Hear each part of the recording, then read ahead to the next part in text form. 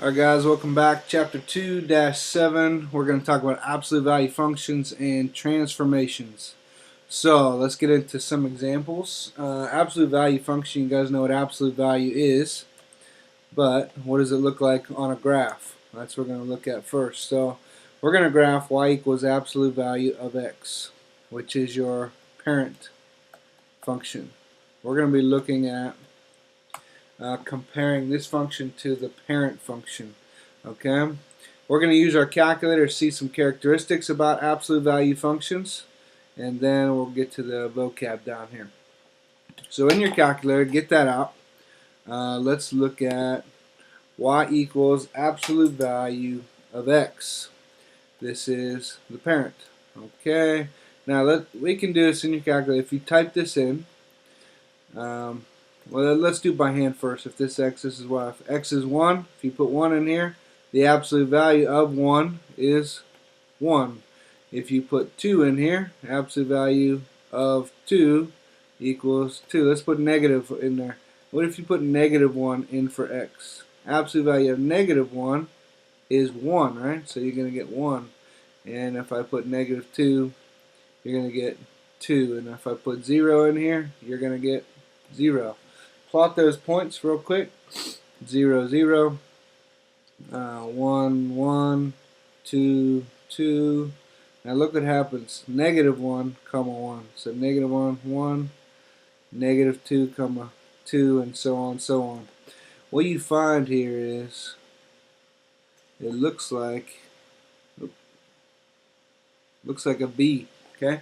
Every absolute value function looks like this, whether it be here or moved down here, but they all look like B's. They could be like this, or they could be upside down as well, depending on some variables here. Okay, but the parent is always looking like this: 0, 0, 1, 1, so on, back and forth. Okay, this thing has symmetry.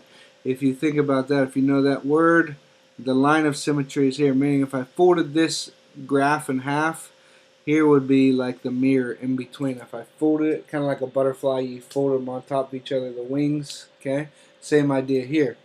Here's like the body right here. Okay, the wings match up. So from here to here is the same distance from here to here. From here to the middle, to the mirror, the reflection, same distance from here to here, so on and so on.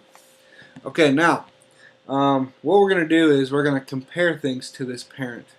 So let's go back to a problem. But first let's get a couple vocab. Alright, some vocab. The vertex of an absolute value function is the highest or lowest point on the graph. So let's go back to this graph. Where's the highest or lowest point here? Well, the lowest point of this graph right here is right there. So this right here is called your vertex. So remember that. Okay, your vertex in this case is 0, 0, but that's going to change. I'm going to show you how. Next, what else? A transformation. So you got to know a couple of things. What is a transformation? You learned this in geometry class. What if the graph changed the shape or the size or position? It moved left or right, up or down, orientation. It rotated this way. All these things are called transformations. That's like a general term. Alright, it transformed. Okay? But this is specific. What is a translation? It's a transformation that shifts horizontal or vertically or both. Okay, what if I had this graph here and I moved it up? That's a translation. What if I moved it up and over? That's a translation. Okay? It's basically a translation is a shift. Does it change the size? No. Position? Yes. Okay. Does it change orientation? No, it didn't rotate.